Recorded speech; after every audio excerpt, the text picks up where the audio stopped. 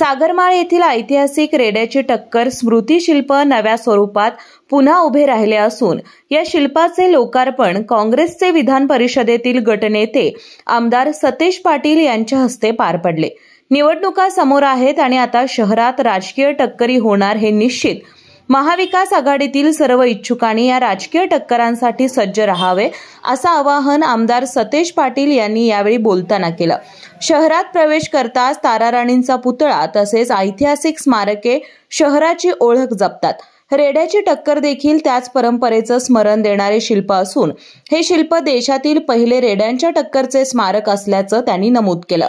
माजी आमदार ऋतुराज पाटील आणि माजी आमदार जयश्री जाधव यांच्या निधीतून हे शिल्प साकार झाले आहे।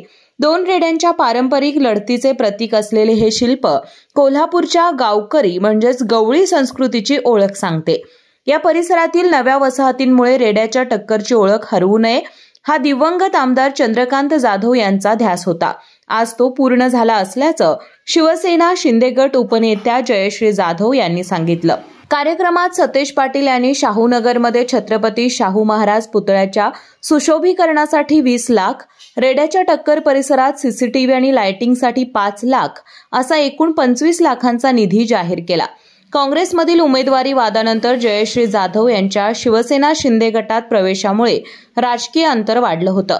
मात्र या कार्यक्रमात पहिल्यांदाच सतेज पाटील, ऋतुराज पाटील आणि जयश्री जाधव एकत्र दिसल्याने राजकीय चर्चांना चालना मिळाली आहे। यावेळी माजी नगरसेवक राजू लाटकर, प्रतिज्ञा उत्तुरे, भूपाल शेटे, काका पाटील यांच्यासह पदाधिकारी आणि कार्यकर्ते उपस्थित होते।